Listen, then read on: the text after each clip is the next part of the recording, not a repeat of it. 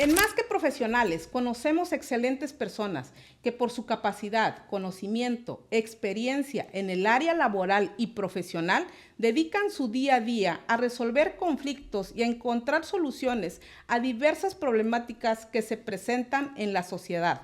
A su vez, conocemos el lado más humano, más allá de su profesión, de nuestro invitado especial. Hola, ¿qué tal? Mi nombre es Maura de la Cruz, abogada especialista en el sector inmobiliario. Y el día de hoy estoy muy contenta por compartirles nuestro siguiente capítulo de nuestro podcast con el tema denominado Reformas y cambios en el proceso laboral. El objetivo de este episodio es conocer todo el procedimiento, analizar de forma profesional con nuestro invitado, sobre todo conocer los cambios que se han suscitado en materia laboral, procesos, asimismo conocer las consecuencias que se suscitan cuando un trabajador o un patrón no es asesorado de forma correcta. Asimismo, conocemos el lado más humano de nuestro invitado. ¿Qué le apasiona? ¿Qué le motiva? ¿Qué hace que se levante todos los días a enfrentar con mucho amor y cariño a su profesión y a todo el trabajo encomendado por parte de sus clientes?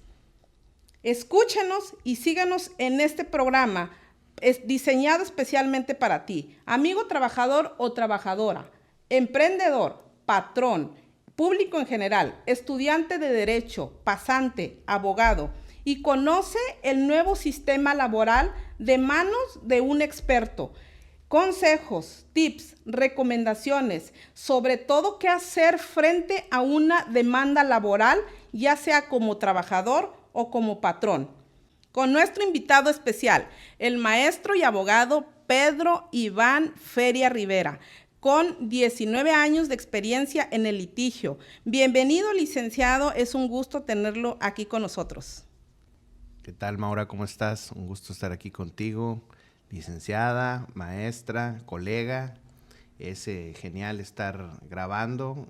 No me esperaba que hace algunos años que la conocí, que empezamos nuestra relación de amistad por cuestiones del trabajo y vamos a terminar tiempo después grabando un podcast. Estoy emocionado de estar aquí.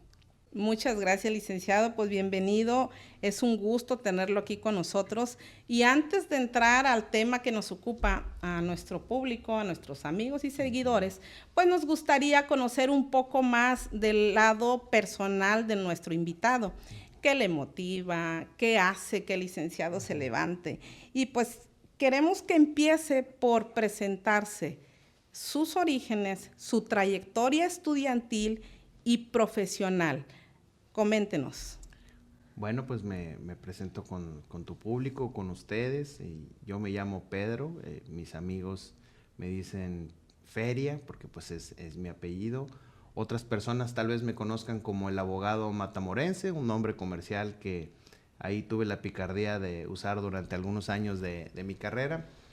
Pues soy originario de Matamoros, estudié, para abreviar, la universidad aquí en Matamoros, estudié una licenciatura en Derecho en la Universidad del Noreste de México.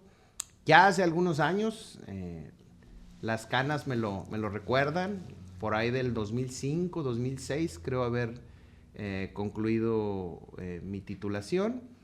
En esos entonces, desde por ahí de los 18, 19 años, ingresé a laborar a mi primer empleo formal, que trabajaba yo en un departamento de la inspección del trabajo, que era aledaño a esa rama que se llamaba Inspección de Previsión Social. Pues con indicaciones colaboraba en esa área, y lo que hacíamos en ese entonces era inspeccionar a que las empresas cumplieran con las condiciones de seguridad e higiene de los trabajadores. Al mismo tiempo estaba estudiando la universidad. Cuando me titulo, pues comienza mi carrera de abogado particular.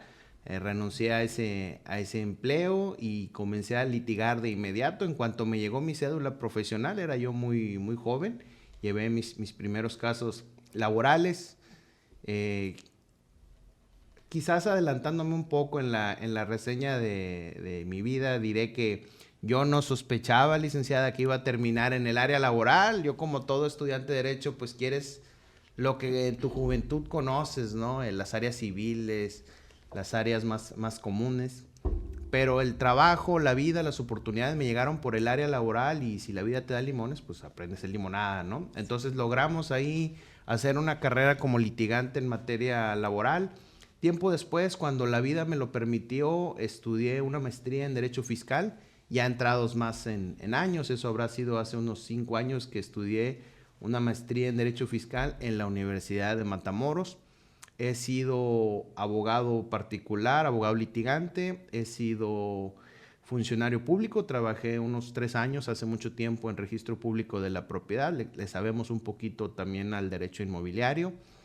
Y también he sido abogado de empresas, al estilo empleado también. He sido empleado de empresas que me contrataron como abogado, y la gran mayoría de mi carrera pues me he dedicado a defender personas y empresas en los tribunales laborales. Por lo tanto, pues si pudiéramos ponerle un tilde a mi estilo de abogado, se podría decir que mi fuerte es el derecho laboral.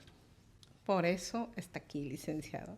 Pero bueno, ¿por qué decidió ser abogado? ¿Qué le motivó a estudiar esta hermosa carrera?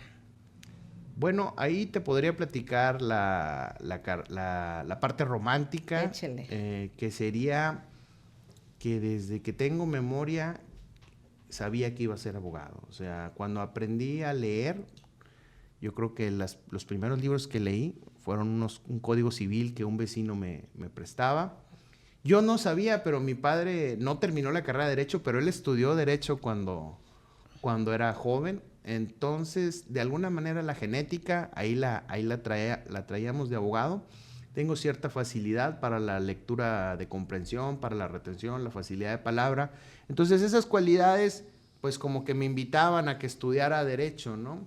Y un familiar que me conoce desde niño me dijo, quizás viste en las leyes una manera de protegerte, de hacer valer tus condiciones, y no te diste cuenta, pero eso quizás fue algo que te impulsó a estudiar Derecho. En resumen, pues diría que toda la vida supe que quería ser abogado.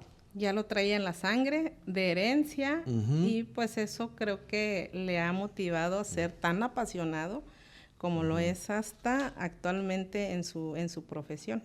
¿Algún reto, alguna dificultad que se haya enfrentado ya como estudiante que haya dicho, bueno, ya la abogacía ya lo traía en la sangre, pero algo que en algún momento, bueno, a mí en lo personal me desanimó, decir ya hasta aquí?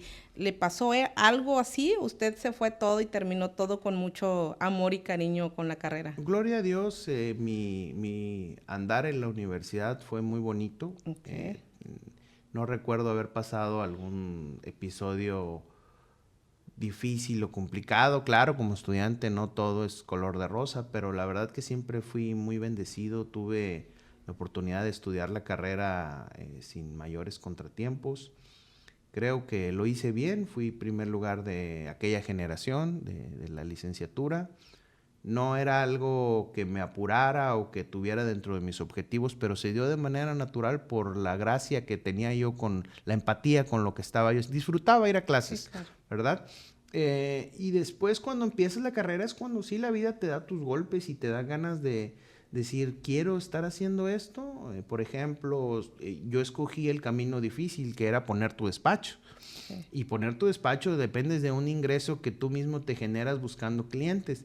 Y claro, cuando hay muchos clientes, pues ¿quién no quiere ser abogado? Pero cuando había pocos clientes, yo me estoy hablando de mis primeros 2 años de litigio, creo que sí, ahí sí fue un trago amargo de decir, ¿qué quiero? O sea, mejor me dedico a otra cosa o sigo buscando clientes, sigo buscando la oportunidad.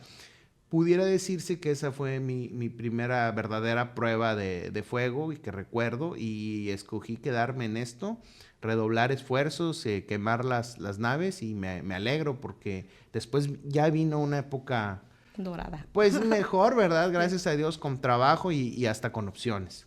Sí, definitivamente. Yo creo que a la mayoría de nosotros como abogados nos pasa eso. Ya una vez que terminas ya la carrera, dices, ¿ahora qué hago? Y si te enfrentas a dificultades que uno no preveía como estudiante, pues cualquiera termina pensando si es la mejor opción que elegimos o poder emplearnos o seguir nuestra profesión de forma independiente. ¿Cómo le hace usted, licenciado, o cómo equilibra esta vida personal y profesional? ¿Cómo le hace para desconectarse cuando a veces traemos un mundo de trabajo o responsabilidades o preocupaciones, porque cómo va caminando un asunto, a lo mejor no puede salir bien como estábamos imaginando en un inicio, planteando ese proyecto, proyectando ese procedimiento? ¿Cómo le hace el licenciado Feria? Creo que una parte es llevar el control, y este consejo se lo doy a los jóvenes que van empezando en la carrera. Tienes que ser estricto con tus horarios, con tus días de trabajo, y en esos momentos vas a dar el máximo. Pero cuando se termine tu horario que tú mismo te estás imponiendo, en el caso de quienes nos dedicamos que tenemos nuestro despacho, ¿verdad? Tú mismo te pones tu horario, ¿no? Pues ya dejarlo hasta ahí, y trato de respetarlo, de recibir las llamadas de trabajo hasta un horario acordado con los clientes. Y después de eso, ya si me vas a hablar es para saludarme. Ya si voy a ver el teléfono, ya no es para ver cuestiones laborales, sino de esparcimiento. Tengo que convivir con mi familia y trato de dedicarles un buen tiempo. Esa es una parte. La otra parte no está bien controlada, porque tu cerebro va a buscar como quiera pensar en el asunto difícil, ¿verdad? Así es. En mi caso, lo que me ha funcionado es que a veces me levanto a las 3 o 4 de la mañana preocupado por un asunto en particular, ¿verdad? Te acuerdas de aquella demanda, de aquella audiencia o de tal investigación jurídica que estás realizando para darle un proyecto a un cliente. Lo que me ha funcionado, yo tengo una oración que leo en las noches para calmarme. Es ese, no sé si es un salmo, pero es el que comienza con el Señor es mi pastor, ¿verdad? Y vaya que no soy tan religioso, pero ahí encontré yo la manera de tranquilizarme leyéndolo. Y al final de que lo leo, pues me digo a mí mismo, ok, ya mañana temprano te dedicas a este asunto que te preocupa, todo va a estar bien, y me vuelvo a dormir. Entonces, una parte es disciplina, y la otra sí, tú mismo te vas a tener que buscar la manera de tranquilizarte cuando te aborde una preocupación y no sea el momento de estar pensando en eso, ¿verdad? Así es, dividir bien sus tiempos. Si no fuera abogado laboralista y fiscalista, ¿a qué se dedicaría el licenciado? Si no fuera abogado... Abogado, sí, ¿a qué algo diferente a esto ha pensado? Sí, sería un muy malo, sería un muy mal doctor. Muy Doctor, malo. me gusta mucho la medicina. Creo que sería compatible porque tiene un área de investigación, un área de lectura, un área de pensar cómo solucionar un tema, ¿verdad? Esa es la parte compatible, pero hay otras cosas que son inherentes al físico y a las cualidades. Por ejemplo, pues imagínate cómo te voy a inyectar, maestra, pues con este pulso, ¿verdad? No tengo esa facilidad. Sí.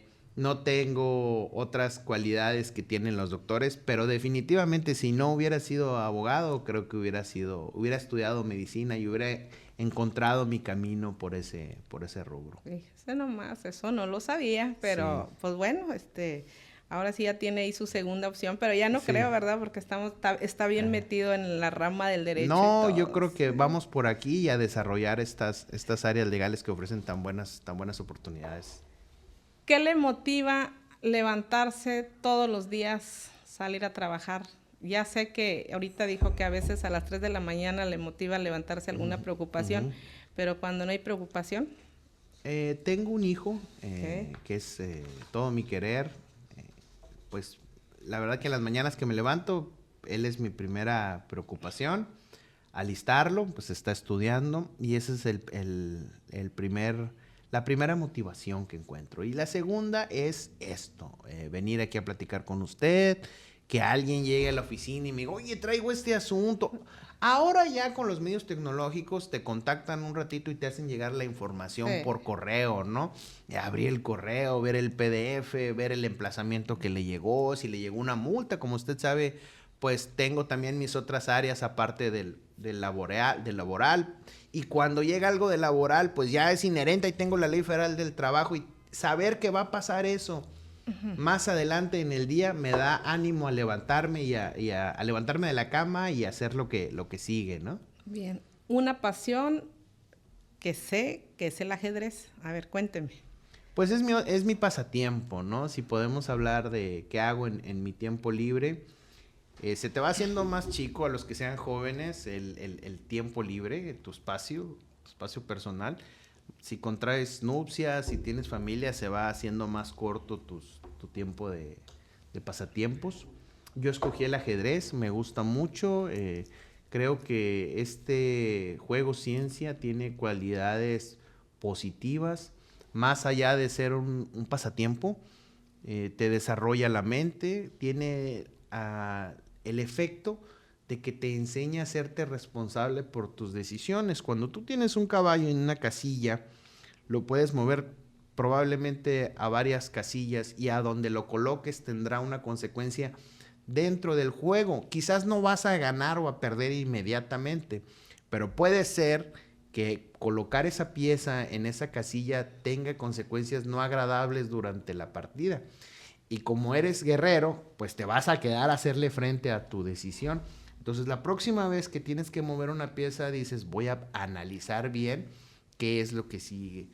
Pues claro que tiene aplicación en la carrera, ¿no? En pensar bien lo que vamos a hacer en provecho de nuestros clientes antes de ejecutarlos. Y a veces el mismo cliente te pide que analices las probabilidades, las posibilidades que hay en determinado asunto. Y me recuerda mucho a mi pasatiempo, al ajedrez, ¿no? Muchas veces en las partidas no es, maestra Maura, si gané o si perdí. Fue lo divertido que fue la partida y el rival se queda contigo y te dice, mira, aquí tenías esta probabilidad. Y le dices, sí la vi, pero pensé que iba a pasar esto y esto. Y es divertido y eso es lo que me queda de ese pasatiempo, el ajedrez. Yo se los recomiendo a quienes tengan la curiosidad de aprenderlo. No van a estar perdiendo su tiempo, les va a dar buenos resultados a mediano y largo plazo. Definitivamente, fíjese que opino lo mismo, maestro. Cuando agarro un asunto o estoy estudiando un asunto, me imagino que es una tabla de ajedrez. Y partimos a la mitad, cómo empezamos a mover las piezas, pero sobre todo, si yo redacto la demanda, los hechos, las pruebas, de esta manera, ¿cómo va a actuar la parte contraria? Cuando estuve en la prepa, tuve la fortuna de dedicarme por un tiempo a jugar ajedrez como pasatiempo, y en la prepa nos obligaban a que tuviéramos un deporte, dentro de ellos estaba el ajedrez. Aprendí. Hoy en día, así lo analizo.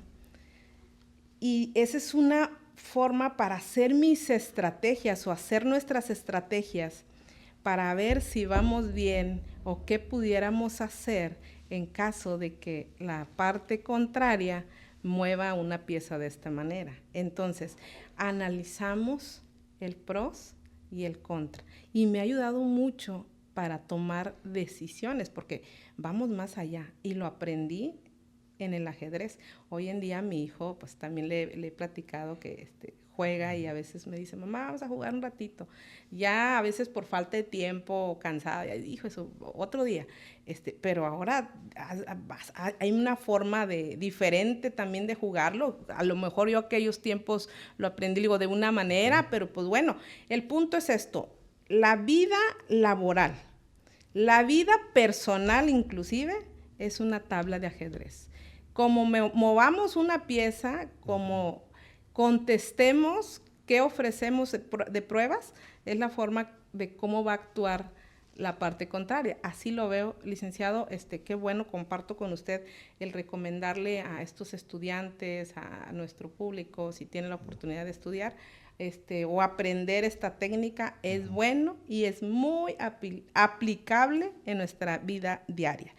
Pues bueno, conocer, conectar con las personas es fundamental en las relaciones laborales, profesionales, pero para ser equipo es otro rollo. Usted lo comentó en un inicio cuando nos conocimos. Cuando yo estaba en un tema laboral un poco fuerte, representando a un trabajador que trabajaba pues, así en la aduana, ¿no? Ya habían pasado por ahí 2 abogados y le sacaron al tema y me buscan a mí, le digo, sí, le entro, pero aquí vamos contra gobernación porque depende de esta secretaría. Pero tenía mis dudas y me acuerdo que por ahí conocí a un abogado, un gran amigo abogado que en paz descanse, se llamaba Eliseo Gómez, el perro. Le digo, fíjese que traigo un tema laboral. Bueno, él era penalista, un tema laboral y traigo mis dudas. ¿Usted no le entiende mucho? Dice, no, dice, yo soy penalista. Pero hay un abogado bien bueno, dice, se llama Feria, Pedrito Feria. Te voy a pasar el contacto. Pasa y le hablo al Eliseo, pero oye, y usted llegó a la oficina, o sea, no nos conocíamos, y usted, no, pues hazle así, vas bien, muévele, hazle aquí, y dije, no, de aquí es donde. Gracias a Dios en ese asunto nos fue muy bien. De ahí hasta el día de hoy, pues nos hemos perdido. Yo me fui especializando en esta área inmobiliaria, pero yo sé que usted ha seguido manejando, y todos los asuntos que me llegan o me caen, no les digo que no, pero antes de decidir yo, Liceo Feria, maestro Feria, ¿cómo ve? Usted lo analiza y me dice sí, no. Y ha habido ocasiones que usted me ha dicho no y yo, pero ¿por qué no, licenciado? Si es, no es no, hombre, mejor mira, dile al trabajador que arregle con el patrón, porque mira, vamos a cobrarle con lo poco que le den, pues ya no le va a quedar. Su honestidad, su sinceridad, pero sobre todo profesionalismo y ética, me ha hecho recomendarlo y por otro lado, invitarlo a que nos platique o que veamos este tema tan importante. Entonces, estoy segura que lo que hoy nos va a compartir va a ser igual de sincero, honesto y muy ético y de mucho interés y de utilidad para nuestro público que desea actualizarse en este nuevo sistema laboral. Entonces, de esta manera, licenciado, quiero entrar ya en la materia respecto a las reformas, cambios en el proceso laboral. Antes era Junta de Conciliación y Arbitraje local, de Matamoros en este caso. Ahora es Tribunal Laboral. Me quedé en esta parte que hace 3 años, pues usted hablaba de la Junta de Conciliación. Ahora pues ya no, como lo dije. ¿Cómo ha sido este proceso, proceso y sobre todo este cambio? Quiero que me comente primero en cuanto al trabajador, luego para el patrón y como abogados. ¿Cómo ha sido el proceso de cambio de Junta de Conciliación a Tribunal Laboral? Bueno, pues es el tema que nos ocupa, ¿verdad? El episodio central de nuestra conversación. Este cambio surge a raíz de una reforma constitucional que después se refleja en nuestra Ley Federal del Trabajo y cambia para el ciudadano de a pie la manera en que se le va a administrar justicia laboral. Antes, cuando había una controversia entre un patrón y un trabajador, pues la dirimían frente a la Junta de Conciliación, que para quienes nos dedicamos a esto, pues era todo desde hace muchos años el lugar donde llevábamos esos juicios.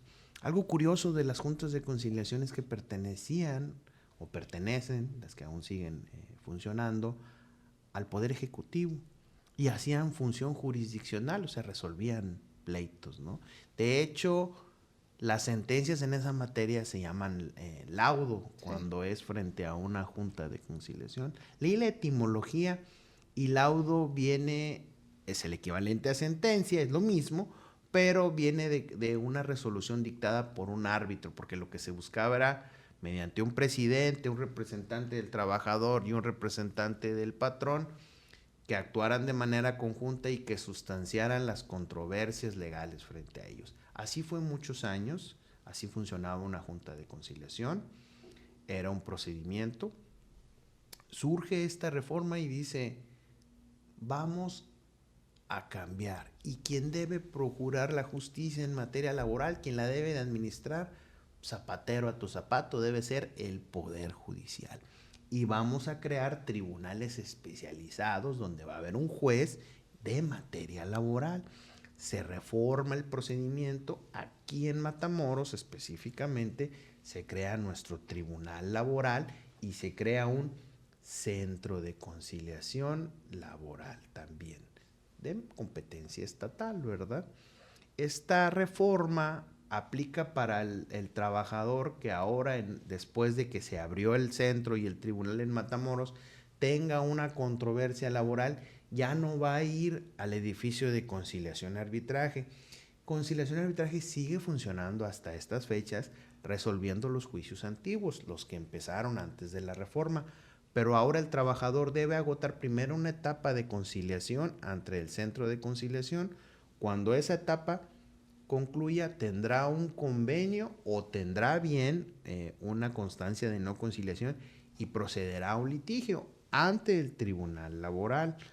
Desde la óptica del trabajador, así la podemos resumir. Desde la óptica del patrón, ahora tiene un procedimiento totalmente diferente, licenciada, al que había anteriormente.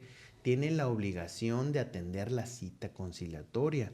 En conciliación y arbitraje, me refiero, se le expedía una cita conciliatoria al trabajador, pero esta cita conciliatoria, si el patrón quería, iba, y si no quería, no asistía a conciliar y se presentaba directamente cuando lo emplazaran a juicio mediante una demanda laboral.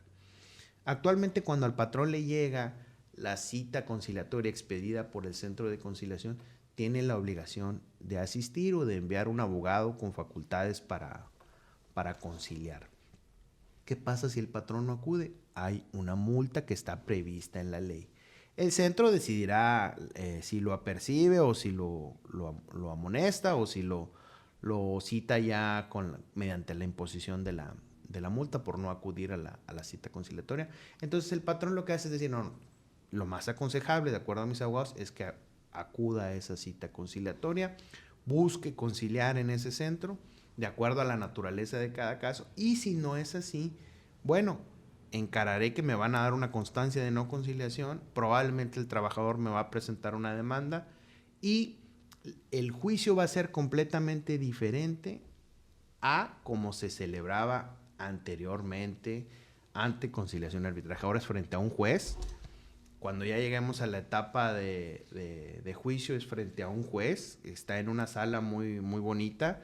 Aquí, la de aquí de Matamoros es pues algo muy especial, algo que a mí no me había tocado, maestra. Es un juez sentado en un estrado, su secretario de acuerdos, tomando nota, cámaras filmando toda la audiencia. Previsto en la ley, no de manera arbitraria, no, la ley dice que se va a videograbar las audiencias, las partes acompañadas de sus abogados tienen que estar refinados en el arte de la oralidad, tienen un micrófono para que cuando el juez les dé el uso de la voz, pues atiendan hablando y se queda grabado lo que dices. Tu cliente, traigas al trabajador o traigas al patrón, te está viendo y está juzgando de manera natural tu desempeño y él va a percibir si tú sabes o no sabes de lo que estás hablando, ¿verdad? Y el juez te está viendo también, está viendo al trabajador, está viendo al patrón, está viendo a los abogados. Entonces, es un cambio fuerte, es un cambio que ya está en práctica y a grosso modo esa es la transición que hubo en materia laboral prevista en la Ley Federal del Trabajo. Entonces ahora con el abogado, pues necesita estar preparado porque es muy diferente estar en una oficina, hacer la demanda, contestar la demanda, hacer tus alegatos o tu proceso o algún recurso, el hecho de estar frente ante la autoridad, frente a la parte contraria, frente a tu cliente y sobre todo el comunicarte y expresar lo que deberías en representación de tu cliente. O sea, un abogado actualmente en el área laboral tiene que estar preparados de forma, con conocimientos y en la comunicación para expresarse.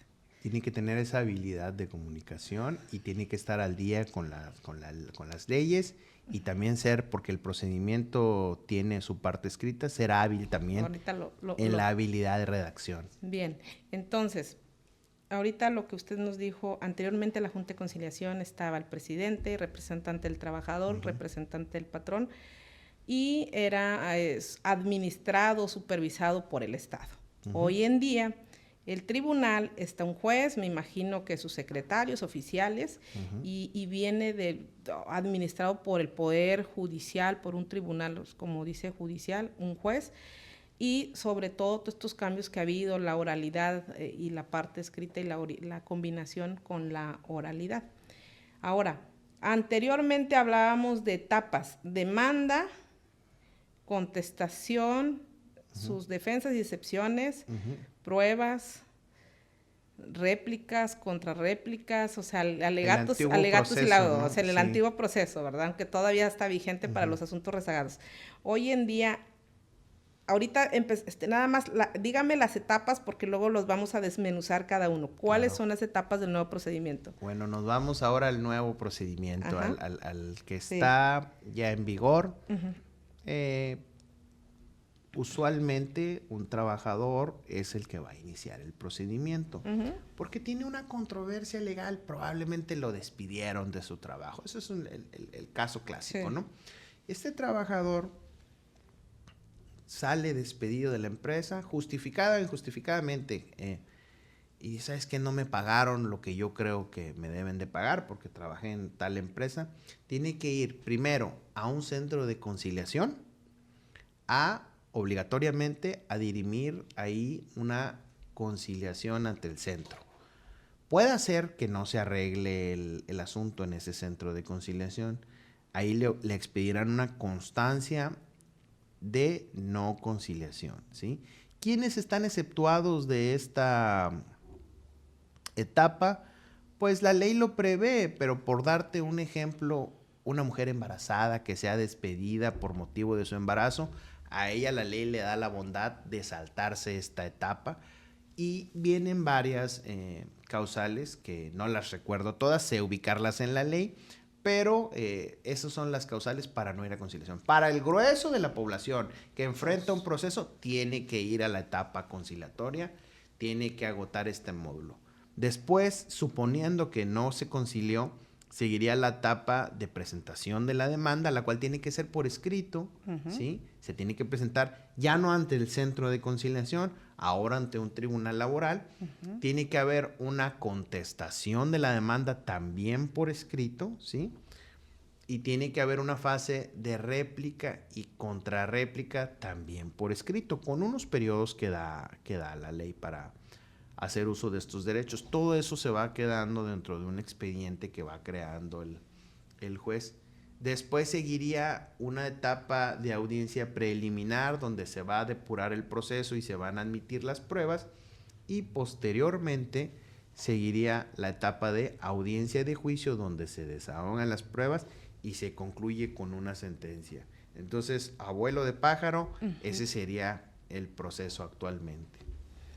Perfecto. En la parte de conciliación, va el trabajador, puede ir por sus propios derechos sin representación de un abogado. Ahí está un conciliador. Les pueden, en su caso, asignar algún defensor de oficio en la etapa de conciliación, o es nada más el conciliador, el trabajador y el patrón. ¿O interviene un abogado todavía ahí? Puede el trabajador, a su elección, asistir a la cita conciliatoria, acompañado. Vamos a regresarnos un poquito. Va al centro de conciliación, llena unos formatos, le piden ciertos datos, se entrega la cita conciliatoria a la empresa, se fija un día, ¿sí? En la empresa el patrón, ya sea una persona física o persona moral, se entera del asunto, ya el patrón sabrá si hay o no alguna situación que pasó ahí. Se le cita a cierta fecha y hora en el centro y ahí puede acudir sí o sí el trabajador y el patrón o un representante del patrón con ciertos documentos que le pide la ley, acompañados de su asesor legal. Muchas veces el patrón ya envía directamente a un abogado con facultades para conciliar. El trabajador puede acudir solo, acudir acompañado de una persona de su confianza, acudir acompañado de un abogado o incluso acudir acompañado, la ley lo prevé, puede apoyarse en el personal de los abogados de oficio que al respecto prevé al Estado. Entonces, a grosso modo, puede el trabajador acudir acompañado de un abogado. ¿Qué sucede en la práctica? Bueno, muchas veces el trabajador se asesora, ¿sí? Con el abogado de su preferencia y acude solo, ¿verdad? Pero en otras ocasiones sí acude con su abogado a conciliar. Lo que se hable en esa etapa de conciliación no les causa perjuicio a las partes. Vamos a inventar un ejemplo ficticio para que la gente lo entienda. En una etapa conciliatoria, yo como trabajador, yo puedo llegar y decir, bueno, sí, rompí el molde de la empresa, hombre, pero discúlpenme, no me fijé que no cerré bien tal o cual cosa. Admití ya que rompió un molde, ¿no? Quisiera otro abogado decir, ay, lo grabo y lo ofrezco en un juicio. No, no puede ser usado en su contra lo que se diga. Igualmente, lo que la empresa manifieste en la conciliación no puede ser citado como evidencia en un juicio. Sí, sí te corrí. Bueno, pero lo dijo en la conciliación, esa confesión ahí no vale, ¿verdad? Entonces, pues son esos detalles que en esa cita conciliatoria se ven. Obviamente el objetivo es que el conciliador, que es la estrella, ¿sí?, de este procedimiento, invite a las partes a llegar a una solución del conflicto. ¿Y cómo lo hacen los conciliadores? Son empáticos, escuchan al trabajador, escuchan al patrón y al final ellos empiezan a proponer un punto medio, ¿no? La controversia esta va por estos conceptos arrojan este monto, yo te propongo, a ver, para que comencemos a platicar, un monto más abajo. No, trabajador, te estás llevando el 100% de lo que tú querías. No, patrón, te estás ahorrando todo el dinero que te querías ahorrar, pero ambos van a solucionar su controversia. Si ellos acceden, pues se celebra un convenio en el que la empresa se compromete a pagar, el patrón, más bien dicho, ¿verdad? A pagarle al trabajador las prestaciones que hayan acordado en los tiempos que así lo hayan fijado. Bien, ahora ya con estas reformas, la sugerencia del maestro Pedro Feria es buscar que dentro de la etapa de conciliación, de una u otra forma, por los tiempos y los gastos jurídicos, que el trabajador, por un lado, haga una negociación y sale más positivo, y el patrón a su vez negociar dentro de esta etapa en lugar de irnos a un procedimiento ya en la parte de la demanda? Depende de cada caso, no hay absolutos, ¿verdad? Pero el consejo sí lo puedo decir que siempre hay que estar dispuesto a conciliar. ¿Sabes qué? Yo tengo una necesidad de que se me pague un monto específico, pero ya en la conciliación ya me están ofreciendo muy cerquita a eso. No traigo un abogado que ya me esté cobrando sus honorarios o ya le pagué la consulta. Entonces lo que yo agarre aquí en esta conciliación pues es completo casi, ¿verdad? Probablemente ahí sí le va a convenir al trabajador arreglar, ¿verdad? Y el patrón dice, oye, bueno, pues hasta me ahorré un poco de lo que legalmente me pudieron haber cobrado. Entonces es bueno conciliar. Claro está que va a haber casos en que el patrón diga, no, yo no te despedí, discúlpame, no te voy a dar ese dinero porque yo no te despedí, ¿verdad? Te ofrezco una cantidad más pequeña si lo que tú quieres es esa cantidad, ayudarte, ¿verdad? Y el trabajador decidirá, ¿verdad? En cada contexto, en cada caso. Y habrá otras ocasiones en que el trabajador diga, oye, es que así pasaron las cosas como yo las estoy diciendo y me están ofreciendo muy lejos de lo que la ley me marca, ¿no? Entonces, en esos casos, pues, no se va a poder llegar a un arreglo conciliatorio. Pero claro, que si estamos cerca de lo que marca la ley y ya no hay juicio, ya no fuimos a perder el tiempo las partes, ya nos explicaron nuestros derechos. O sea, conscientemente yo entiendo que estoy pagando un poco más o un poco menos de lo que yo pensé, pero es acorde a la ley, y lo vamos a poner en un convenio que vamos a firmar libremente y que tiene fuerza equivalente a cosa juzgada, pues entonces estamos solucionando una controversia. En esta vida se tiene lo que se obtiene en una negociación muchas veces. Es verdad, es cierto, y soy partícipe de esta parte de una negociación, y todos los días negociamos. De hecho, hasta parece que se nos olvida desde chicos, desde niños, negociábamos con papá y mamá, y hoy en día tenemos que aprender a analizar cuándo cedemos y lo que ganamos por ceder un poquito, los beneficios que obtenemos en una buena negociación. Terminamos la etapa de conciliación y nos brincamos a la segunda etapa, la preliminar. Sí dijo, ¿no? Sería el juicio. Ya ¿no? el juicio. Pero juicio. bueno, la primera etapa comenzaríamos con la demanda. Con ¿no? la demanda. Bueno, ya presentamos la demanda, ya hay contestación, se ofrecen pruebas, réplicas y todo. Hasta ahí termina una primera etapa. En el juicio, En el juicio, ¿verdad? ¿Qué sucede? ¿Cómo es el proceso hoy en día para el desahogo de las pruebas? Muy bien. Vamos a verlo atendiendo a la pregunta, y si quieres pues nos regresamos un poquito en el procedimiento. Sí. Los desahogos ahora son muy interesantes porque cambiaron las reglas y ahora las pruebas, ejemplo, la confesional, la testimonial, pues está siendo videograbado mientras estás dando tu testimonio, y ahora el abogado te puede preguntar directamente a ti, ¿sí? Por eso, Maura, ¿dónde estabas el día 27 de marzo de 2024 a la 1 de la tarde, ¿no? Y vas a contestar frente al juez que te está viendo directamente, ¿sí?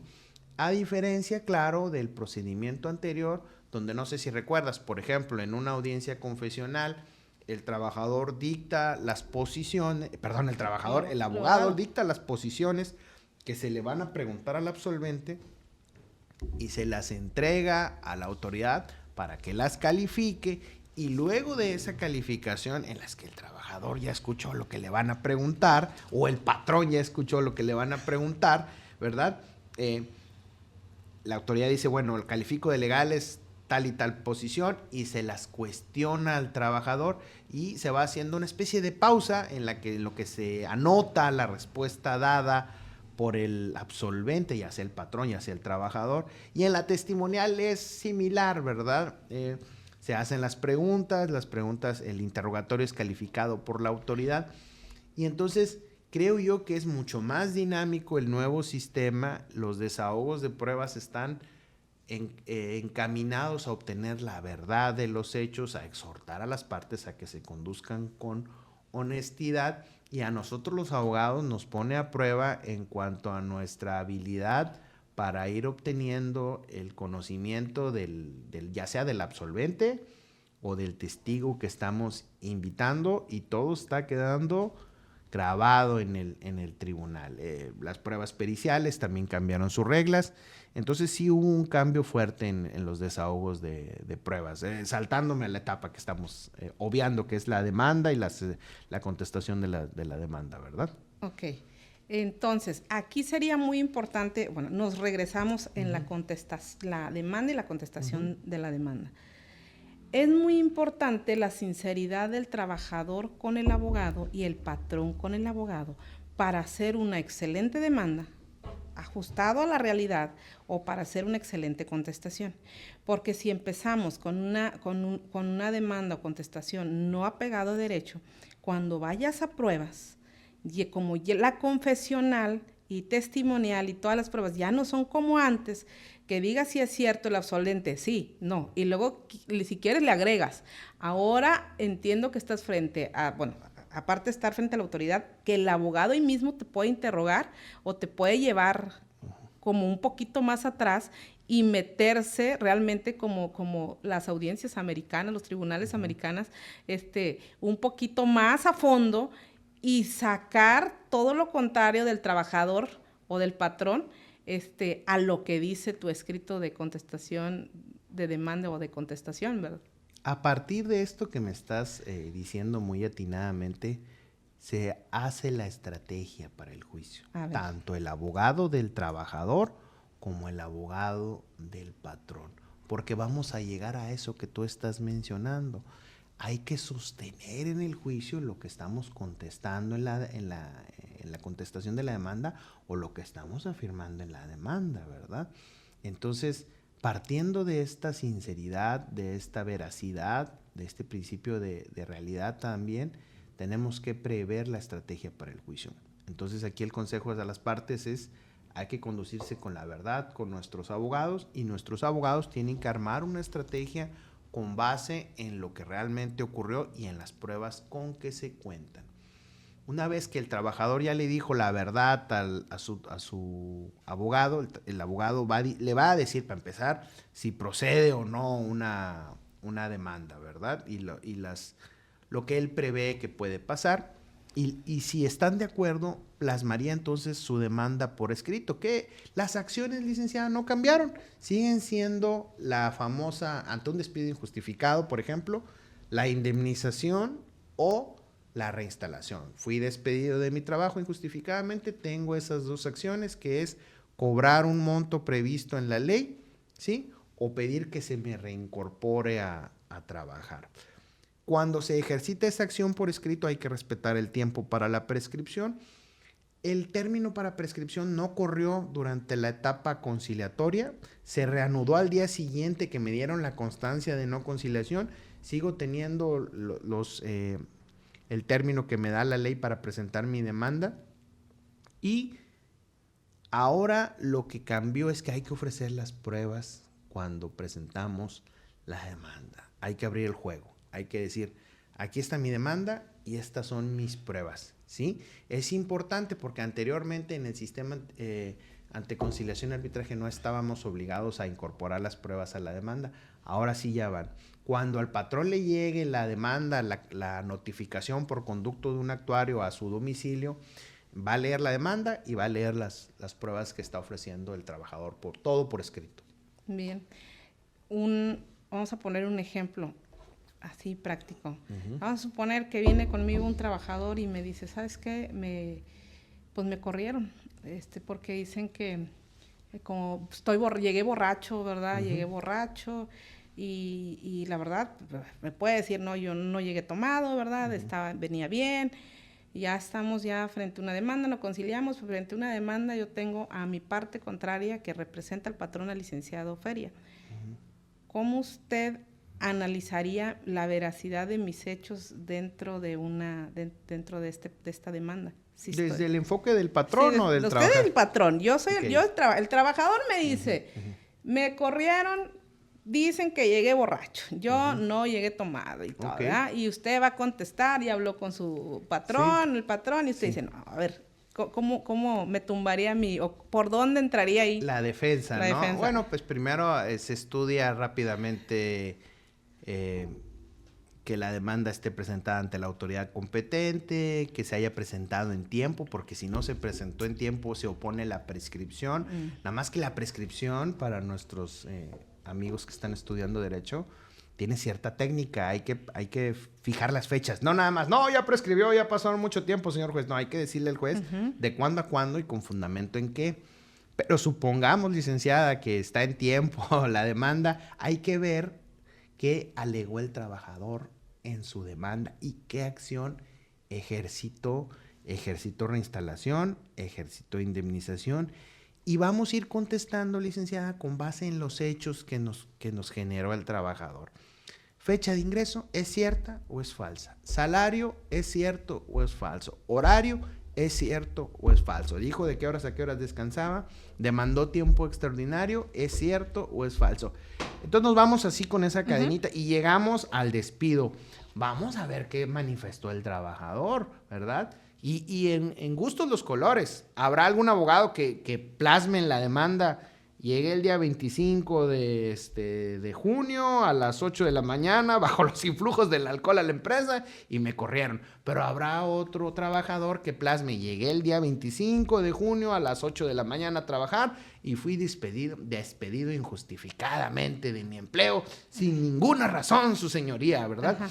Entonces vamos a contestar con base en lo que el patrón sabe que ocurrió y lo que el trabajador está afirmando, ¿sí? Sí. Entonces, con base en eso vamos a contestar y luego ya, si es pertinente, vamos a exponer la verdad de los hechos en cuanto a dar una explicación mayor. Por ejemplo, efectivamente, su señoría sí se despidió a este trabajador, pero no fue el día 25 de julio. Él no está sacando bien sus fechas.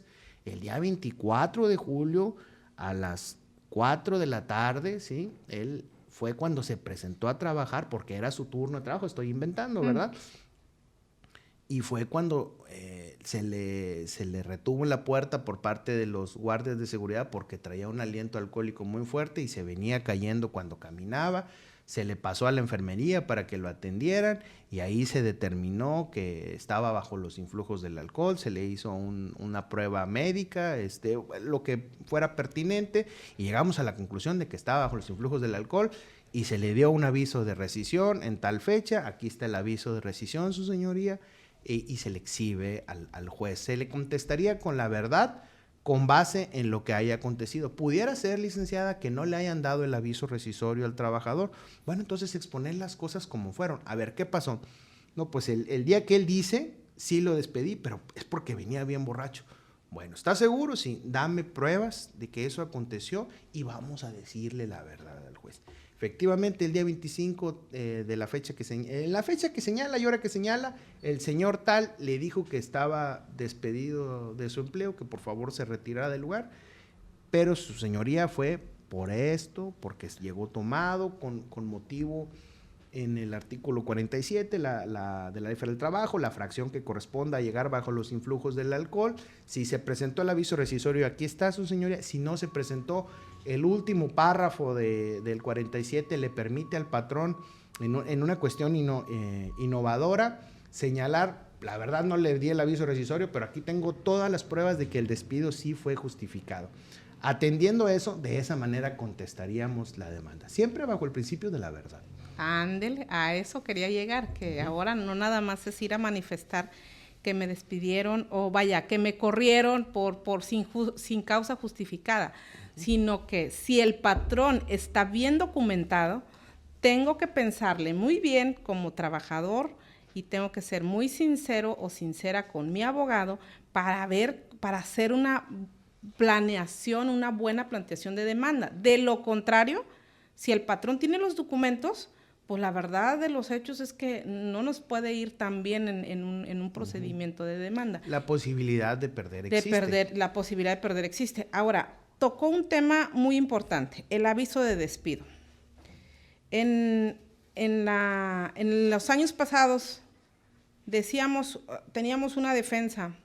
Cuando el patrón presentaba, o cuando el trabajador presentaba la demanda, o venía a nosotros, le decíamos, es que me corrieron, ¿te dieron aviso de despido? No me lo dieron. Suficiente. Pum, redacta la demanda, no hubo aviso de despido, porque la ley te decía, si un trabajador cometió estas faltas dentro del artículo 47 a sus obligaciones, se excedió de sus derechos, guaraguara, estas son las causales de rescisión, tu patrón tienes que hacer un escrito con 2 testigos y presentas tu acta en la Junta de Conciliación y Arbitraje.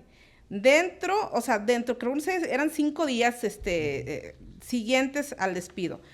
Si comúnmente era lo que pasaba, que el patrón no sabía este supuesto, entonces, aunque había una causa suficiente, no presentaba el aviso de despido y eso era un motivo suficiente para acreditar el aviso de despido. O sea, ahí la carga y la obligación era del patrón. Ahora, con lo que me acaba de decir, no es obligatorio ya el aviso de despido, o sea, simplemente hablar de una causal basta suficiente para despedirlo, o sea, ya no es la carga de la prueba ya no es para el patrón. Sí es para el patrón, pero sí tienes la idea de que todavía queda el recurso de que si no le presentaste el aviso rescisorio, tienes una oportunidad de defenderte como quiera. Porque anteriormente era fatal. Era fatal, ¿no? No presenté el aviso rescisorio, ni tampoco se lo entregué cuando lo corrí. Es más, nomás le dije, vete borracho, ¿verdad? Estamos inventando, ¿no? Híjole, patrón, pues yo creo que lo mejor va a ser llegar a un arreglo, porque la ley te obligaba a que le dieras el aviso rescisorio justo en el momento del despido. Y si no querías, tenías 5 días para ir a depositarlo a la Junta de Conciliación y procurar tú que se lo notificaran en el domicilio del trabajador. Pero ahora la ley nos da la facultad de elegir, licenciada. Nos sigue dando las cargas de las pruebas como antes. Ejemplo, el trabajador en su demanda tiene que acreditar las prestaciones que sean extralegales. No, yo tenía un bono de 80,000 pesos semestral, pero ese no viene en la ley, ¿verdad? Bueno, entonces dame pruebas de que existía ese bono, ¿verdad? El patrón cuando dice, no, es que yo le rescindí la relación de trabajo porque el trabajador realizó una conducta ilegal, tiene la obligación de acreditar en juicio, si es que fue demandado, que existió esa causal, pero ahora tiene 3 caminos. Primer camino, en el acto, caballero, aquí está su aviso de rescisión, fírmemelo de recibido, por favor. Ahí le estoy haciendo saber al trabajador lo que hizo. No, pues es que lo estoy viendo que viene bajo los influjos del alcohol, ¿no? Pero vamos a suponer que no escoja el camino, o que no sea el caso del alcohol, sino simplemente que sea el caso de algo más delicado. Imagínese un arqueo a un cajero, ¿verdad? Y que hoy lamentablemente ya está todos los elementos de que está robando, ¿verdad? Bueno, entonces será un aviso más complicado, más largo, porque trae fechas, horas, montos, detalles, circunstancias. Ese mejor, cuando llega el trabajador se le comunica verbalmente que hasta ese día se terminó la relación de trabajo y que no se preocupe. El tribunal le va a llevar a su casa el aviso de rescisor, y dentro de los 5 días posteriores a la rescisión va a ir el patrón a depositar el aviso rescisorio ahora al tribunal laboral, ya no a conciliación y arbitraje, y no va a ir al centro de conciliación. En el tribunal laboral el juez lo va a recibir, lo va a acordar, si viene bien fundamentado, va a ordenar al actuario que vaya y notifique al trabajador. Pero queda el otro camino. Oye, ¿sabes qué? La verdad, no hice nada de eso, ya perdí. No, el último párrafo prevé que tienes el marcador en contra porque se presume que existió el despido. Esa presunción legal te la da la ley. El trabajador trae ese beneficio, que como no se le entregó el aviso rescisorio, se presume que existió el despido, pero no estás perdido totalmente. Si tú guardaste todas tus pruebas, cuando contestes la demanda le vas a expresar la causal al juez. ¿Sabe qué, señor juez? Lo rescindí por esto, esto y esto, y esto encuadra en esta causal de la ley. Aquí están las pruebas, y el juez lo va a estudiar y lo va a atender. Y en un caso ficticio, si el juez advierte que sí existió la causal, pudiera no condenar al patrón ni a pagar la indemnización o a no pagar la reinstalación, dependiendo el caso. Entonces, en este aspecto, el patrón ahora tiene este beneficio procesal, que no es injusto, porque de hecho, si el patrón no guardó evidencia, entonces, pues, aunque quiera, no va a poder acreditar el hecho, ¿verdad? Sí, así es. Ahora, ya hablamos de la presentación de demanda, contestación, ofrecimiento de pruebas, réplicas. Ya hablamos de la audiencia de juicio, donde se desahogan pruebas, o el nuevo procedimiento de desahogo, la importancia de conducirse con la verdad, tanto patrón y trabajador, y probar. Antes eran laudos, ahora son sentencias. Terminamos esta etapa de audiencia de juicio. ¿En cuánto tiempo se dicta una sentencia y la forma en que se hace? Bien, vamos a abuelo de pájaro. Hubo demanda, hubo contestación de la demanda, hubo una fase de réplica y de contrarréplica durante la fase escrita del procedimiento. Después se cita a las partes para una audiencia preliminar, donde el juez rápidamente dice, a ver, están las partes, estos hechos están controvertidos, estos hechos no están controvertidos. Vamos a poner el ejemplo de un patrón que aceptó el salario, aceptó el horario, aceptó la antigüedad y nada más dijo, únicamente con respecto al despido injustificado, no es cierto, la verdad de los hechos fue esta. Entonces, el juez en el acuerdo, en el auto que recae a esa audiencia preliminar, depura el procedimiento y dice, estos hechos ya fueron acreditados, nada más vamos a desahogar pruebas sobre el punto del despido, les fijo fecha para la audiencia de juicio. En la audiencia de juicio, que es en otra fecha, se desahogan las pruebas. Vamos a poner ejemplos. Una confesional a cargo del trabajador, una confesional a cargo del patrón y una testimonial ofrecida por el patrón. Se entrevista el juez, se entrevista frente al juez a las partes. El juez tiene la facultad de preguntarles durante la audiencia. Oye, ya la libré, ya contesté todas las preguntas del abogado. Bueno, pero el juez tiene curiosidad y te puede preguntar ahí en vivo. Y esas preguntas van a ser muy buenas porque te las está haciendo un juez y ahí va a salir la verdad de los hechos, ¿no? Una vez que ya se desahogó todo el material probatorio, se le da un término ahí mismo a los abogados para que formulen sus alegatos. Tú aquí en el bolsillo traes tu argumento final con base en las pruebas que tú viste que se desahogaron y ahí puedes revelar un as que no habías revelado, que solo habías dejado entrever, ya sea en la demanda o en la contestación de la demanda, y que con la prueba número tal te das cuenta que quedó acreditado y sellado el destino, y ahí le dices, su señoría, con base en tal prueba, como lo argumenté en mi demanda o en la contestación de la demanda, ya quedó acreditado este hecho. Y el juez se queda con ese alegato final y luego viene la otra parte también a formular su alegato y dice el juez, muy bien, ya se cerró, ya no hay pruebas por desahogar, ¿alguien tiene alguna prueba que señale que no se fue, que quedó pendiente de desahogar? No, su señoría, no hay. Bien, voy a dictar sentencia. La ley dice que puede dictar la sentencia en esa misma audiencia el juez, ¿sí? O tiene 5 días para dictarla. La sentencia nos la van a dar por escrito. Siguen siendo las reglas de que debe estar fundada y motivada. Nos pueden enterar el día de la audiencia de la sentencia o nos pueden enterar 5 días después, de acuerdo a la complejidad del caso y a la carga de trabajo del tribunal. Vamos a recibir esa sentencia en donde se va a resolver sobre qué prestaciones se le deben de pagar al trabajador y cuáles no, ¿verdad? O en un caso ficticio, pues también que si se va a reinstalar o no al trabajador que haya ejercitado esa acción. Ok. En los laudos no había recurso de apelación. Hoy en día, ¿algún recurso en contra de la sentencia? En contra de la sentencia que resuelve el asunto no hay recurso, no hay apelación en materia laboral. Okay. Si el trabajador o el patrón no está conforme con la sentencia, puede ir al amparo directo si es que hubo violaciones a derechos humanos en el transcurso del procedimiento, y eso es ante un tribunal colegiado, ya no es ante el tribunal laboral, sino es ante un tribunal colegiado que pertenece al Poder Judicial de la Federación y es un típico amparo directo. Ok. Ya la etapa de ejecución de la sentencia ya causó firmeza, condenando al patrón a pago de ciertas prestaciones. Los tiempos y las formas en que se puede ejecutar esta sentencia.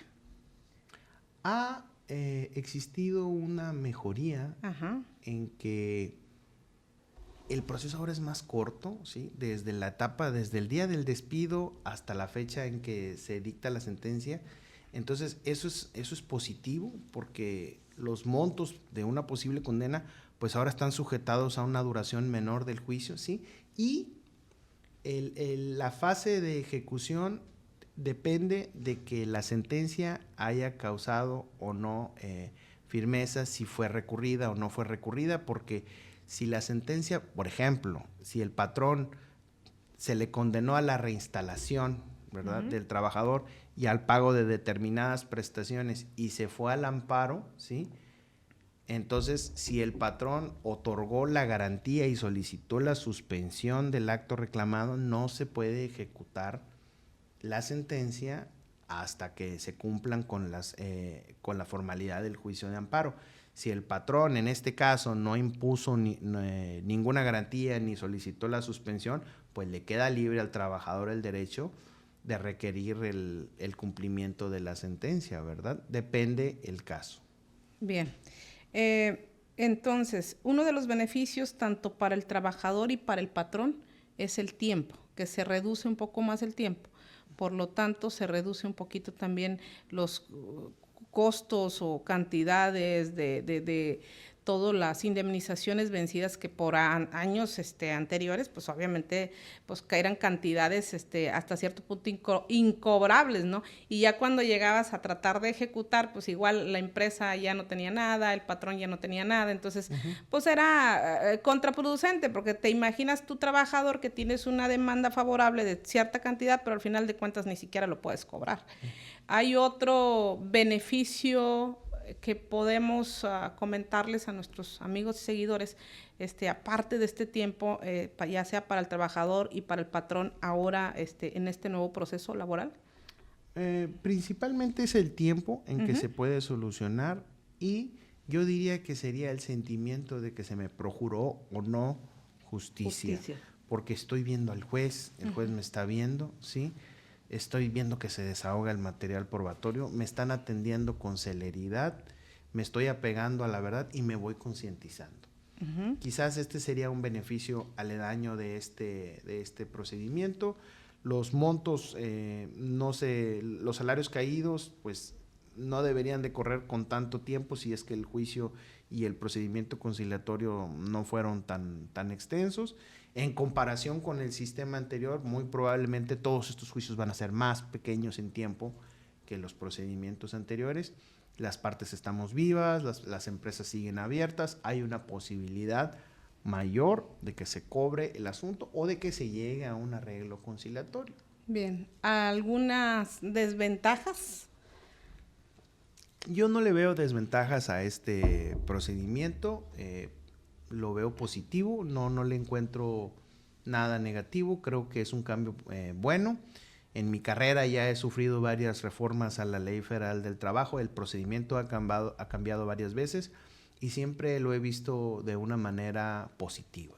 Bien, para una buena negociación que usted considere desde su experiencia, un porcentaje del trabajador, así a grandes rasgos, que está pidiendo el 100%, para evitar todo este proceso de demanda y decimos vamos a arreglar en esta parte de la conciliación. ¿Qué cantidad usted considera? Nada más hablemos en porcentaje. Él está pidiendo el 100%. ¿Con cuánto el trabajador puede decir, esto ya puedes estar conforme? Y el patrón también decida hacer una buena negociación dentro de la etapa de conciliación. Sí, no hay un porcentaje estándar, definitivamente no, porque todos los casos son diferentes. Mire, le voy a dar un par de ejemplos. A ver, échale. Yo soy un trabajador que tiene un año apenas en la empresa. Siempre llego tarde. Falté 8 veces. Normal. Falté 8 veces, sí. ¿No? En el periodo de 30 días. Y me despiden. Y voy a conciliación y ejercito mi acción. No, pues en la misma conciliación, ¿no? Sí. Llega el patrón y me ofrece un monto. Pues no conviene a mí como abogado decirle, pide el 80%, porque en ese caso, hasta el joven que está faltando, pues sabe que quizás no sea muy justo, ¿verdad? Pedir el 100%, el 80%, el 90%. Entonces no le puedo decir yo a ese joven, joven, llega pidiendo el 80%, ¿verdad? Ahora vámonos al otro caso, que el señor Gómez trabaja en una industria maquiladora y ya tiene 25 años trabajando, nunca falta, siempre llega a tiempo, y un día la empresa dice, ¿sabes? Tiempo de darle las gracias al señor. Pues estaría mal que yo le dijera, pide el 40%, señor. Pues no es justo, habría que ver el caso concreto, ¿verdad? ¿Y qué fue lo que motivó aparte el despido, verdad? Porque para empezar, la antigüedad es un factor muy importante en el trabajador, psicológico y social, ¿verdad? Sí. Y la otra es qué pasó en el mundo real. No es lo mismo que me despidan injustificadamente sin una causa a que yo sepa, no, pues la verdad, yo hice algo ilegal, llegué bajo los influjos de la marihuana a trabajar, imagínense, ¿verdad? Pues entonces, en esos casos debería de tomar eso en cuenta la persona cuando está conciliando, ¿verdad? Bien. Entonces, depende del supuesto en el que uno se encuentre, ¿no? Claro. Fortalezas del licenciado y maestro Pedro Feria, además de su ética una buena negociación o todas las recomendaciones en cuanto a sus conocimientos que tiene. ¿Alguna otra Bueno, fortaleza? si se trata de echarme flores a mí mismo, échele. pues yo le voy a hablar con la sinceridad a las personas que acudan a consultarme, ¿no? Ajá. Usted me va a escoger a mí como su abogado y yo le voy a corresponder siendo sincero, le voy a decir, esto es lo que yo pienso de su asunto, creo que tenemos acción o creo que no tenemos acción, pero no se preocupe, yo nada más le estoy dando una opinión, usted puede consultar más abogados. Esa sinceridad para mí es más importante que otros aspectos económicos, ¿sí? Ya si usted me dice, ahora sí lo voy a contratar abogado, ya sea una empresa o sea un trabajador, ahora sí vamos a hablar de dinero. Yo te voy a cobrar esto, ¿estás de acuerdo? ¿No estás de acuerdo? De una vez dime, ¿verdad? Entonces, primero vamos a hablar sobre si hay o no caso y luego ya vamos a hablar sobre un trato para acceder a mis honorarios, que como ya estoy canoso, pues ya tienen que ser un poquito más altos. Así es. Y otra cuestión que yo no pedí, pero me salió, que es la experiencia. Sí. Ya he tenido tragos amargos, ya he estado contra las cuerdas, ya he estado perdido y he aprendido a reaccionar a base de error y práctica. Entonces, pues yo consideraría que sería la sinceridad y en este caso también la experiencia. Bien. ¿Alguna recomendación para el trabajador y para el patrón dentro de este procedimiento? Claro que sí, vamos como trabajadores a conducirnos con la verdad, pero también vamos a informarnos. Si usted tiene, imagínese, 10, 15 años laborando en una empresa y va a ir a una cita conciliatoria, pues no le cuesta nada, busque la manera de asesorarse, ¿sí? Asesorarse con un profesional del derecho. Si usted no tiene para pagar un abogado particular, pues busque un abogado de oficio y hágale las preguntas que usted cree que le van a servir. Patrón, ¿no? Patrón, si usted sabe que los hechos que ocasionaron el conflicto sí acontecieron, vamos a aprovechar la oportunidad de la conciliación y a llegar a un buen arreglo satisfactorio para las partes. ¿Sabes qué? Sí, hice lo que anda diciendo esta persona. Bueno, pues vamos a llegar a la conciliación y a decirle, a ver, joven, vamos a llegar a un arreglo económico. Esto no tiene por qué pasar a mayores. Usted está pidiendo X cantidad, yo aquí traigo para ofrecerle X cantidad. Oye, que no lo tienes. Bueno, pues por eso eres empresario, ¿no? Vamos a buscar la manera. Para el día 27 tengo este monto, para el día 30 tengo este otro monto. Y es más, aquí traigo ya, aunque sea 1,000 pesos para que veas que hay buena fe, ¿no? Y claro, ya el conciliador sugerirá las mejores formas de llegar a un convenio. Eso es por cuanto hace a trabajadores y a patrones. Por cuanto hace a los abogados, inclusive por cuanto hace a los pasantes, estudiantes de derecho que quieran enfocarse en el área laboral. Consejos y recomendaciones. Obviamente se tiene que documentar, usted como abogado, ya sea que tenga muchos años o que vaya empezando, si es que son sus primeros juicios en el área laboral, hay que mantenerse al día con las reformas. Los años de experiencia me enseñaron que no querramos todos encasillar en el mismo caso que ya llevamos, que creamos que todos los casos son iguales.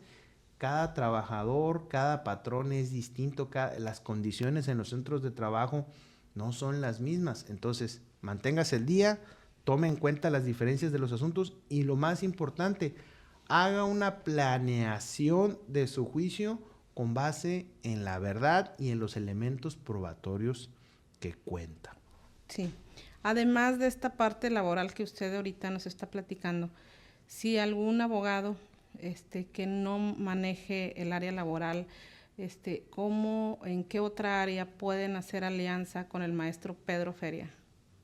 Bueno, otras ramas que también estoy conociendo, así como los empresarios diversifican, yo creo que los abogados también dentro de nuestro rubro tenemos que ir creando carrera en otras materias. Yo empecé a crecer hacia el lado civil, que fue los juicios sucesorios, intestamentarios, testamentarios. De alguna u otra manera la vida me procuró muchos asuntos de esos, entonces es otra área que llevo, ¿sí?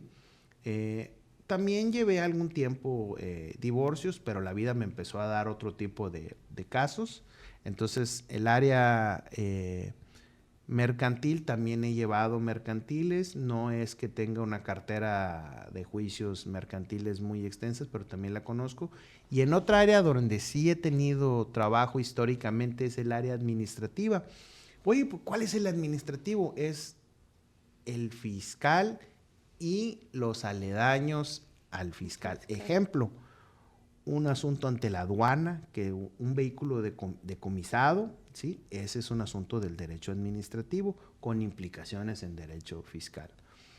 Un patrón que sufre una inspección del IMSS, por ejemplo, que le impone una multa al IMSS, esos asuntos también se le puede dar la defensa, ya sea en el procedimiento administrativo o en el juicio de nulidad. Similar situación con alguna multa del Infonavit. Entonces, vehículos decomisados por la aduana, multas del IMSS, del Infonavit, si todavía se está en tiempo, se puede promover ya sea el recurso administrativo o el juicio de nulidad ante el Tribunal Federal de Justicia Administrativa. Esas son otras áreas que estamos viendo. Y desde luego, aparte de los litigios laborales, también tenemos todo lo que es el conocimiento del compliance y del cumplimiento del TEMEC. Por ejemplo, hay empresas que desean, oye, yo no tengo juicios, pero quiero saber si estoy cumpliendo con todo lo que la ley marca que debo de tener. Pues se les da esa asesoría en el cumplimiento legal.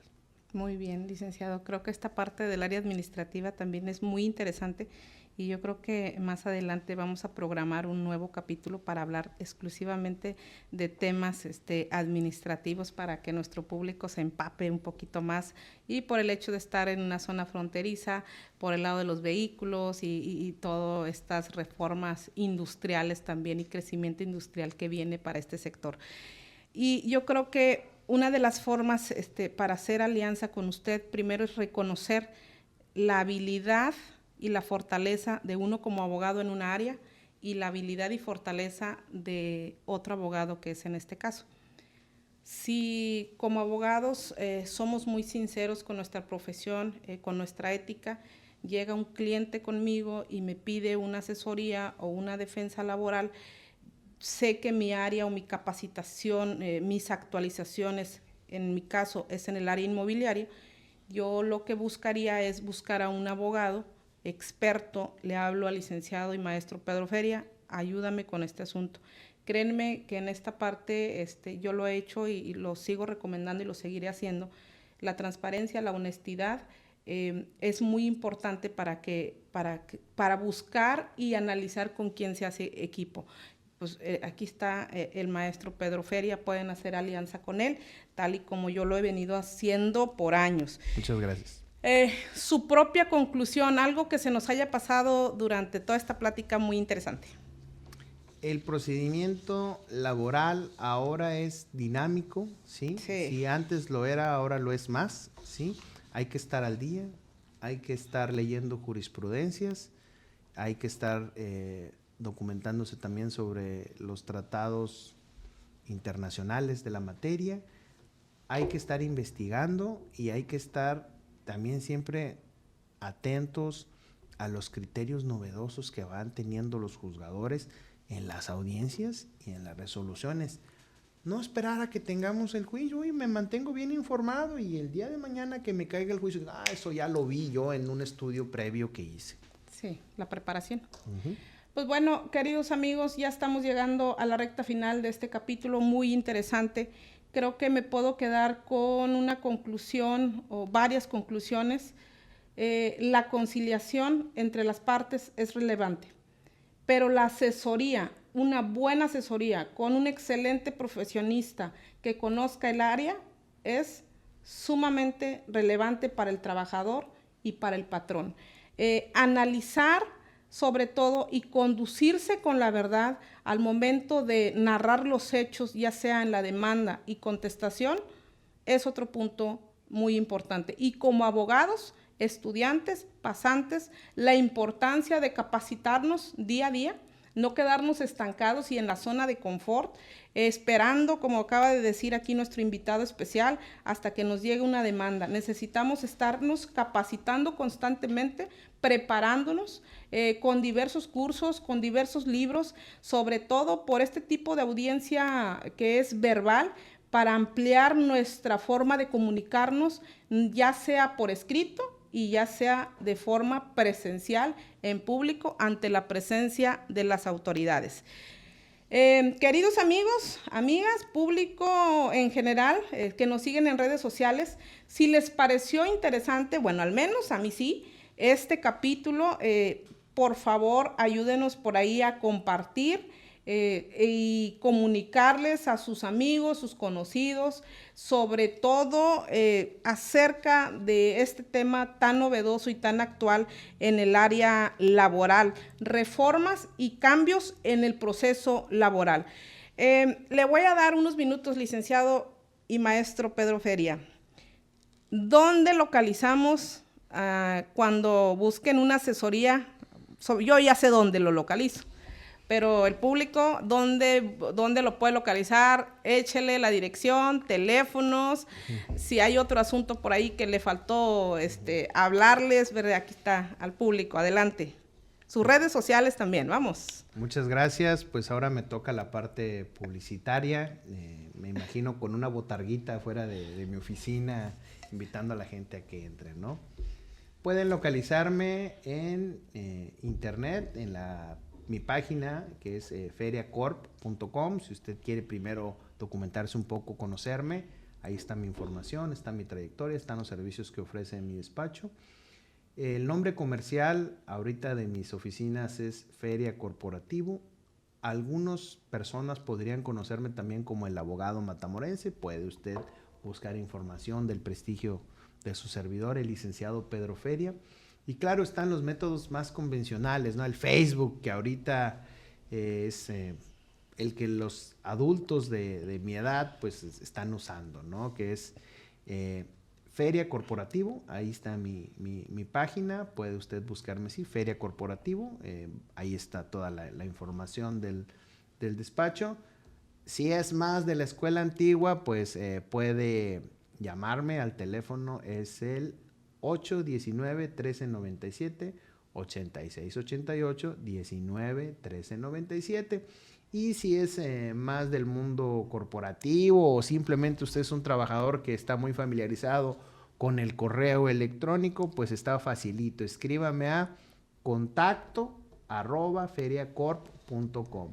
Llevamos asuntos laborales, tanto de contestar una demanda o de hacer una demanda. Nosotros nos conducimos con integridad, con honestidad. Podemos también estudiarle un contrato, asesorarlo a una empresa si usted quiere establecer un contrato colectivo o que le revise el contrato colectivo, quiere que le diseñe un reglamento interior de trabajo. También hay más personal ahí en la empresa. También tenemos el área inmobiliaria, ¿sí? Donde se le puede hacer un estudio de su escritura, de alguna propiedad que va a adquirir y quiere estudiar que el título de propiedad tenga sentido. Si usted tiene una multa de la aduana por un procedimiento administrativo, o bien si tiene un asunto contra el Seguro Social o contra el Infonavit relativo al derecho administrativo.